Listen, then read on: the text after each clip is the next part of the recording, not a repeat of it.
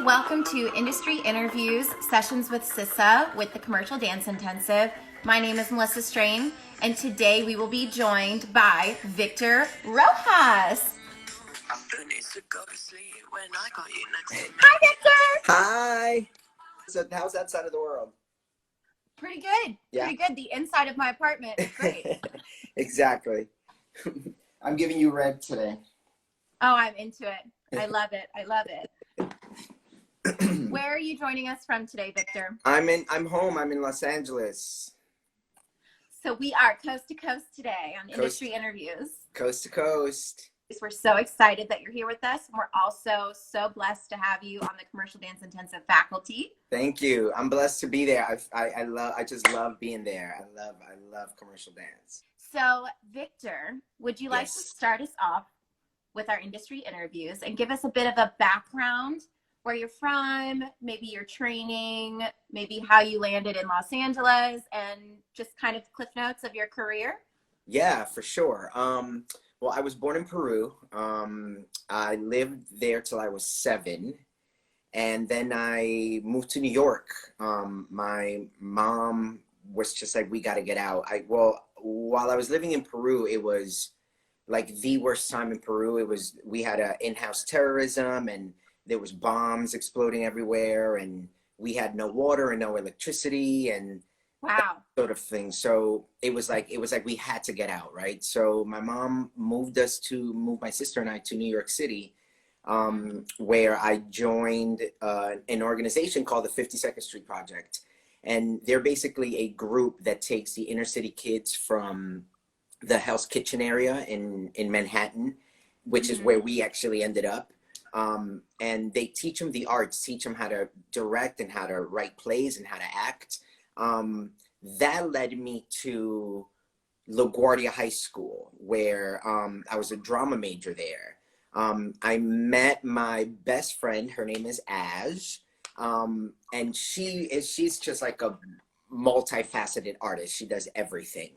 She's an amazing writer now, but she introduced me to dance, actually, because we were both in drama together. And one summer, she was like, hey, do you want to take a dance class with me? And I was like, yeah, sure, let's do it. And we ended up taking a modern class, which for somebody who had never taken a dance class before, I mean, in our drama training, we took sort of actor movement, but not like dance, you know what I mean? So I went and took a modern class, which was really sort of discouraging because I sucked. Like, I was terrible. Oh. Right. And what's your first time? It was my first time, yeah, and it was like an advanced class, and like now in hindsight, I'm really glad I took it, not because of what happened, but because just sort of like I really jumped into something that I knew nothing about, right? And at that point, it was fear, but in hindsight, I'm like, I'm so glad I did that. I went, I took it. It was amazing. But that led me to a jazz funk class, which was across the hallway at Broadway Dance Center, at the original Broadway Dance Center, right? You know, they're celebrating their 35th birthday this month. Goodness. Oh, my goodness. So basically, I went to Broadway Dance Center when it was on Broadway, right? It was literally on Broadway, like 55th, something like that. But anyway, so there was a jazz funk class that was across from my modern class. And that teacher's name was Beverly Brown, right? And what I remember the most is when I looked in the room, the lights were flickering on and off, and everybody was screaming like it was like a concert. And I was like, what is going on over there? And so I kind of looked in, and they were all just having a great time. They were dancing in a circle. And then after they finished dancing in a circle, they jumped into a routine. And I was like, oh my God, I want to try this. And I came back the next day, and then my dance history is over. I've been dancing every day since that point. And then, of course, that led me to every other Broadway dance center that's existed. and and I've just kept training. I just kept taking class, and that evolved into a career, and then that evolved into meeting Commercial Dance Intensive, and it evolved into me and you talking alive. Yep. That's awesome. It's incredible to see how much can change when one moment happens in your life. Your Yeah. friend asking you, do you want to try a dance class? Yeah. And you had never danced before. You're in Nope. high school and you took that leap of faith and said, why not try it? And Yeah. then now look at you, Yeah. one of the most experienced professional commercial dancers I've ever met. Incredible. Yeah. Thank you. Thank you. Yeah. I mean, it is really just one moment, and you never really know. You never really know. And it's not till hindsight that you understand. And which is why I said, I'm so glad I did it, because had I stepped into fear of being like the unknown, like, I don't know that, and backed away from it, like, we wouldn't be here right now. Like, I literally jumped into something I had no idea. And I was like, let's just try it. Why not? And it changed my life. It completely changed my life. The world would be void of your gift. Not that you don't have other gifts as well, but this gift specifically. Thank you. So, Thank Victor, are you ready for our first official you. industry interview question? Yes. All right. How did you book your first job? And do you remember when you found out you booked it, how it made you feel? Okay, so my very first job, very first job, was through Beverly Brown, because she would constantly be working and striving for her career, right?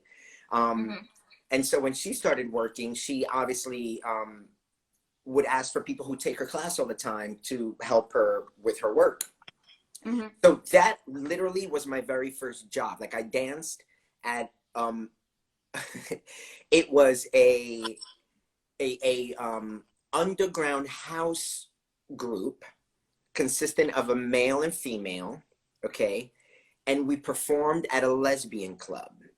So it was 3 male dancers with like our shirts off and stuff at a lesbian club. I think I made like $50. And we got booed off stage. Right? Literally, like they were like, we don't want you here. Where this is a specific club. We're not attracted to gentlemen. You know what I mean? And literally, they let us know and booed us off the stage. That was literally my first like dance experience on the stage. But then my first real professional job was with Pink. I was actually working with an artist who was a friend of mine at that point, and she sort of signed on. She signed her record deal. She became this huge artist, and we had gone to school together. So, and we were best friends at that point. So it sort of just made sense that she asked me to work for her. But I hadn't auditioned for that job. I hadn't really like fought for it. But I remember during that process, I get a phone call from a dancer, and they go, hey, there's this new artist named Pink who's having auditions. She just had auditions a few days ago, but she's not happy with the results. You know, I thought of you. Do you want to go and audition? It's in like a couple hours.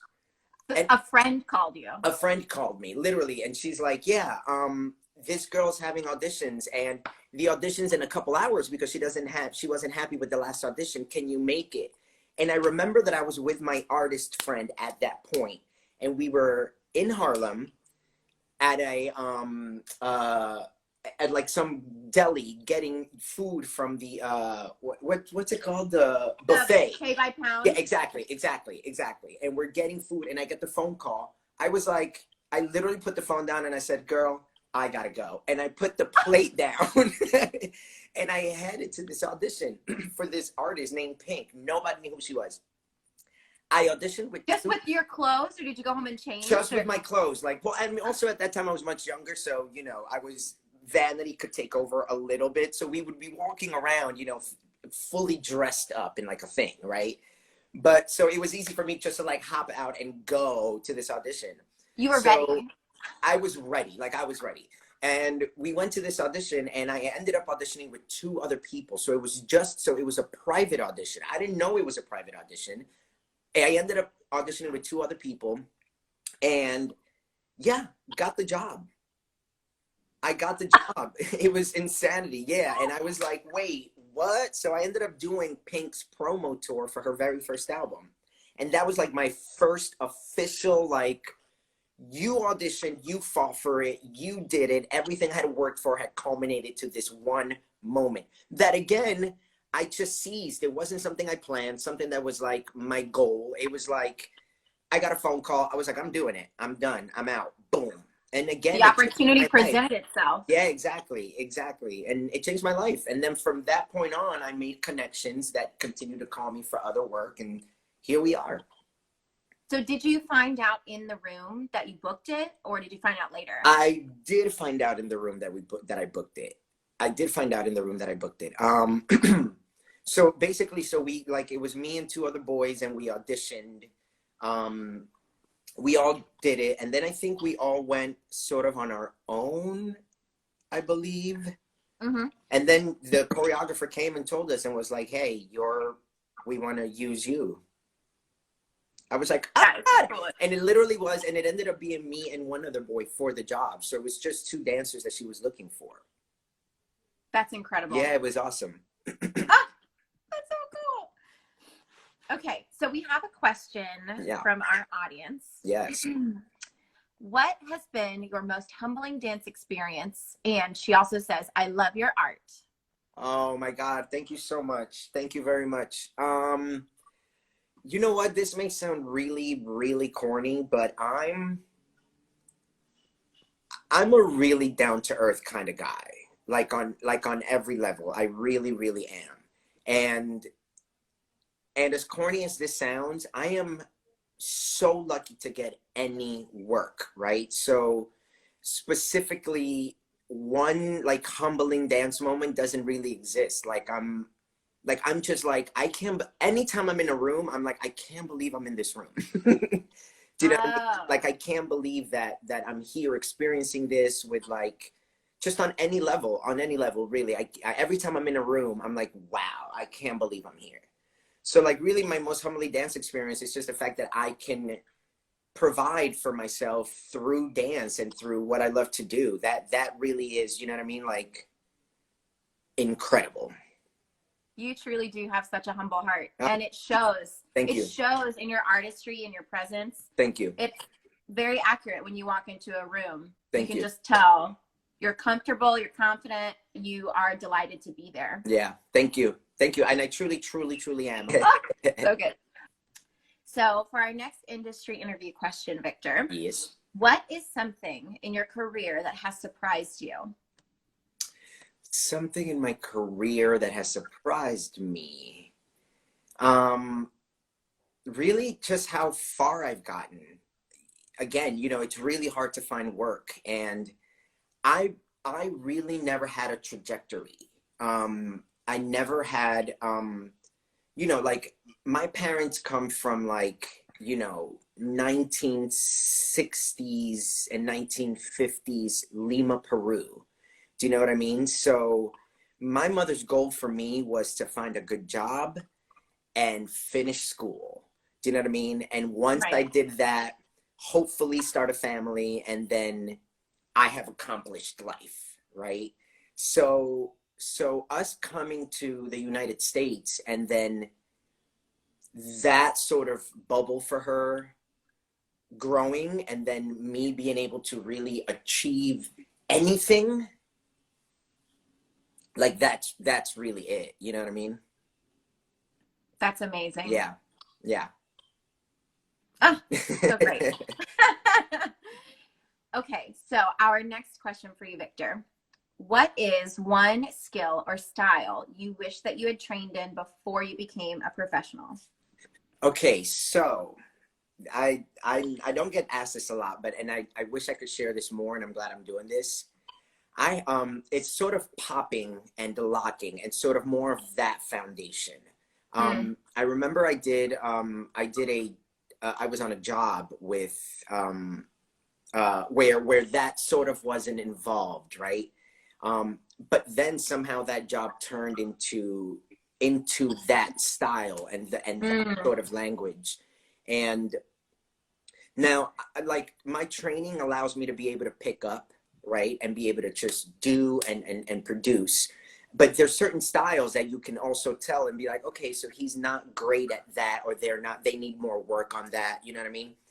I wish at that point that the choreographer would have nourished the fact that, okay, maybe I'm not super strong in this style, but obviously he knows he is capable, right? But I feel like, and I don't know if the choreographer did this on purpose or not, but the opposite occurred where it sort of became like, why don't you know? How could you not know? Why, you know, you should be knowing. And it sort of, and it sort of diminished my desire to want to learn it. So I never did. I literally pushed myself away from anything that had to do with popping or locking, simply because I was like, and when I was much younger too, I was defiant and I would do whatever it took to prove a point, right? And I think I did and that obviously does yourself a disservice. And I did myself a disservice by doing that. Because now I wish, I'm like, I really wish that was more in my body and more in my language, because it isn't. And, again, I understand it, but you know, it's the one thing that I would say I probably wouldn't be as confident in. And now that I'm older, it's just, there's so much going on that you know, that it's harder to focus on that one thing. But yeah, I mean, I think I also allowed somebody else to dictate. I mean, but you know, that's also youth, but I think I allowed somebody else to sort of dictate what I could do and what I should be doing. But I wish I could have taken that into my own hands as opposed to let somebody else, you know, put that in my head. And then me being so defiant that I'd be like, I'll show you. Do you know what I mean? And then I kind of showed myself, which is the irony in life. Yeah. It's an interesting dynamic sometimes, especially when you're coming into your own as an artist. I feel so much of what we've talked about in the past industry interviews with different people is that we're trained a certain way. And then when we get out into the audition world, the professional world, we stick to a specific thing and we say, oh, I didn't know that was required of me, or I would prefer to do this, but I feel like I need to satisfy the people who trained me and do this specific track, right? You know, direction and things like that. So we're sort of like a product of our mentors in a lot of ways. Yeah. In a lot of ways. And I think that when we acknowledge that we are in control of our destiny, of our direction and what we want in life, and to have that freedom, it's a game changer. Yeah, exactly. It is. And again, like I said, I think a lot of that for me was, you know, again, my parents are from 1950s Lima, Peru. You know what I mean? So the goal there wasn't sort of building, you know, and then again, we were from a very, you know, we weren't even middle class back then. You know what I mean? Like like everything was a struggle. So, so sort of aspirations and strength and future wasn't really the point, just more like survival was, you know what I mean? And making sure we could just survive, and not survive in the sense like we weren't like poor, like that sort of stuff, but our focus wasn't in growth and aspiration and strength, you know what I mean? Like, like for example, now, like my godson, my sister has a child, who's also my godson. I'm going to teach him about business and money and, you know, and income and that kind of thing, which I didn't learn till, you know, maybe 10 years ago. Do you know what I mean? Like, again, like I said, my mother was all about finish school, get a good job and start a family. You've achieved life. You know what I mean? Which it is for some people. And that is amazing. But then, you know, what about finance, and what about owning a business, and what about, you know, school, like college wasn't even a thing for us back then. You know what I mean? So yeah. Absolutely. So we have another question, Victor, from our audience. Yeah. How was it for you to audition with Lady Gaga? And he says, thank you for sharing. Thank you. What it's like to audition, period. I mean, any audition will be very, very difficult. I've went through my entire career, for major artists that I've worked for, I've probably auditioned with 1,000 other boys. I would be 1,001. And then, and then that's only the boys. And then there's 1,001 girls. So anywhere from 2 to 3,000 to 4,000 people, and which has happened, you are auditioning for these jobs. So scary, a lot of hard work. It's a lot of these auditions are 2, 3, 4 days. Um, so scary and really fun at the same time. I mean, especially since you're sort of, achieving mini goals as you audition. Do you know what I mean? Which build your confidence. So you're there with 1,000 people, then you make the first cut and you're like, wait, what? I made the first cut, right? And then you make the second cut and then you're like, wait, what? I made the second cut. Exactly. Then you make it to the second day, and then you make it to camera, and then you make it to artist. So it can be really scary, but it also really tests what you've been working for and putting together. So I wanted you to elaborate, if you don't mind. What does it mean after you've made a couple of cuts and then you go on camera and then with the artist? What's that process like? Right. So obviously, especially cattle calls. They don't do a lot of cattle calls anymore. But, in my genre of day, a cattle call just meant sort of like everybody, their mother, and the kitchen sink is going to be there. So they just put out something and boom, everybody goes, right? So obviously you can't spend that one day because, you're spending, depending on the audition, it could be anywhere from 4 to 6 to 8 hours. You focus on trying to pick the people you want. So you can't put everybody on camera. You sometimes, again, maybe they don't have the room for 8 hours and they've only rented it for 4, and 2,000 people show up. So then they have to start making cuts. What do you look like? How tall are you? Do you fit what we're looking for? Are you just a fan? Are you just a fan? Exactly. And you dance, exactly. So basically, there's a process, right? So there's always a process that once they get a small enough group where you can put everybody on camera, that is the next step. So now they put you on camera so that they can sit in a room and pick you apart with their friends, right? And be like, look at how they move, look at how they're dressed, look at how they're behaving, right? And it's all on camera now. And then that allows them to make another cut so that when the artist comes, because the artist most of the time is not going to sit there for 4 days and just watch them pick people down, right? So the goal is to finally make it to the artist, who eventually will make the final decision about whether they want you to be there or not. So it's just process and levels, and you want to get to camera and you want to get to artist. That's amazing. Thank you for elaborating. Yeah. So our next official industry interview question, Victor, if you could go back in time and give advice to your 15-year-old self, what would you say and why? I would say to him, you're doing amazing. You're an incredible kid. Get out of your shell. Stop following every rule. And take even more chances. Because your fear of what people will think of you is holding you back. Yeah. That's a good one. Yeah. Write that down. Yeah. So, Victor, this next question comes from Casey's favorite podcast called How I Built This. Okay.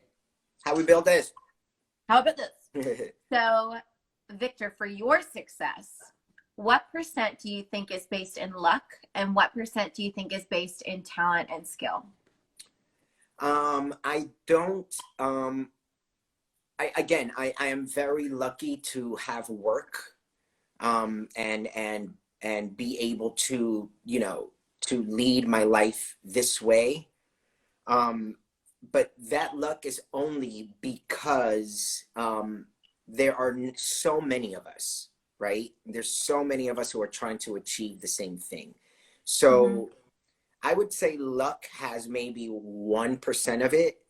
And now that I'm older, luck had nothing to do with it, because I've worked my butt off to be here. Do you know what I mean? I've worked my butt off. I know this stuff. I know it. I went to school for it. I've trained for it. I've tested it, I've studied it, I've applied it. I know it. So luck had nothing to do with it, right? I work in the sense of the amount of work that I've put into what I'm doing speaks for itself. I can go in a room and produce what you are asking me to do, which is all our job is, right? It's not on any level an ego, and it's not on any level like, oh my God, I'm in a room because I'm me. Do you know what I mean? There's a lot of people who can go into a room, who will get to a room, to a very important room, and not be able to produce, right? That's luck. If you are in a room with, you know, dance God, you know, and choreography Jesus, right? If you're in that room and you can't produce, you were lucky you made it there, right? You were so lucky you made it there, because you cannot produce this, right? I, thank God, have never been that way. I've always said it's luck, because Jesus, there's so many of us trying to be there. But now in hindsight, it's like, no, I was meant to be in that room. Whatever you asked me to do, I produced. That was the gig. I did it. I did it. That was the point. That was exactly the point. We got that done. So maybe 1%. But maybe the 1% doesn't apply to me, because I've never gotten to a room and then it's like, oh God, I can't do it. You know what I mean? Mm-hmm. Mm-hmm. Wow. I love that. Yeah. It's such a great way to think about it. Yeah. Because you work so hard, you put in the time, and you are dedicated and diligent, even at this point in your career where you've been so successful. Like, you are continuing to train and work and push and expand yourself, and then also on another level to share with the next generation, which is what you do a lot for CDI and for your students on your Zoom classes. You're sharing with the next generation the tools that you learned along the way and your experience as a professional. Right. It's such a gift. Yeah. I wanted to ask you, Victor, do you have any advice for the next generation during this specific time that we're in? Yes. I think, obviously the entire world has it really hard. But you guys have it much harder. And I'm going to speak to them as if they were here. Simply because you guys are right now being tested on how bad you really want this. And I said this to my Zoom class the other day, because we're all now in these literal computer rooms, right? Which I didn't grow up this way. I grew up in the dance world and in the art world, being nurtured by other physical people, and the magic, blood, sweat, and tears. Exactly, we're all together. Exactly. And the magic of that is the energy. It's the energy and the human connection that we can make that also drives us. Do you understand what I'm saying? So I made the point to say that when we're in a dance class, right? I will be damned if somebody tries to outdance me. Now they might, right? Because we all have different superpowers. Now they might overdance me or approach it differently or whatever that is. But being in that room and feeling whatever they're feeling, for them to be able to do what they're doing, helps drive me to be like, oh, hell no. I've got to feel what they're doing and then express it and put it out there. Do you know what I mean? You guys don't have that. They don't have that. They have to find it somehow in their bedroom. Do you know what I mean? Exactly. And pull it out of themselves, because they don't feel anybody else's energy going, oh my God, I can feel what they're doing and I want to feel that too. You don't have that through a computer. Do you know what I mean? So they have it much harder, because this is what I've said too. I said, and just talking to like colleagues and stuff, and it's just a funny comment during this time, right? In a selfish, funny comment, the way Los Angeles is, right? Because we're all so competitive here. We're all fighting for the same piece of cheese, right?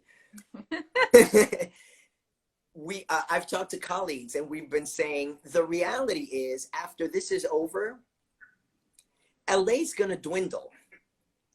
And there's going to be less people at these auditions and less people at these classes and more opportunities for everybody because people are going to hit it. They're going to realize that, wait, I didn't want to be in a dance room. I kind of just wanted to be in like the mayhem and like kiki and like play around and like, okay, and dance was like a thing, right? And it was cool. And then like my friends and I would take class and I got to like dress up and I got to be around like really famous choreographers. You know what I mean? And that mentality is great when you've got the famous choreographer in a room with your friends and the energy's fine and blah, blah, blah, blah, blah. But now that you really have to work for it and really be in a room and be like, wait, I got to pull this out of myself. It's going to send people packing. It's literally going to send people packing. And so we're here in LA, like some of my colleagues, like, let's go. It's time to dwindle down. Like, because it's people here who really want it. Do you know what I mean? And there's people, they're taking those Zoom classes, they're taking those IG classes, they're creating, you know, I've said that this pandemic is going to create entrepreneurs. It's making me one. Do you know what I mean? It's making me an entrepreneur. And so I mean, that generation just has it much, much harder because you guys have to prove it now. And it's not being in a room. It's like, do you really want it? And you've got to pull it out of yourself. That's right. And Victor, I couldn't agree with you more. And I know that it you know, it might sound tacky a little bit, but it's so true that, you know, people have different circumstances and they leave, and, you know, New York is not an easy place to live. Right. LA is not an easy place to live. Right. And for you to still be here when the smoke clears, I mean, yeah, putting in the work, showing up, moving your coffee table every day so that you can kickball change in your living room. Exactly. It's a big deal. Yeah. And the jobs are going to need people when everything opens back up, you know, heaven help us when it does. And, you know, we have to all continue to hone our craft, put in the work, show up for not only yourself, but show up for your industry. Yeah. Because they're going to need you. Yeah. They're going to need people like you and hopefully people like me. Right. And yeah, that's how we're going to get back into the swing of things, because we're going to need to push the industry back out there and start showing up in person again. Yeah, exactly. Because I mean, once we get out of this, a lot of people are just going to want that interaction. You know what I mean? And the reality is that dance and art and artistry and craft, again, is just going to be secondary. Do you know what I mean? And then once that we're out of quarantine smoke clears, then we'll start seeing again who really wanted this and who's really here for this. Yeah, it's incredible. Yeah. What a time. Yeah. Victor, we are so happy that you joined us today for industry interviews. I personally am so happy to be your friend, and I feel so lucky to know you. Thank you for sharing your wisdom, your experience, as well as advice for the next generation of movers and shakers. Thank you for joining us, and now we're going to have a dance party out. My name is Victor Rojas. Are you ready to work?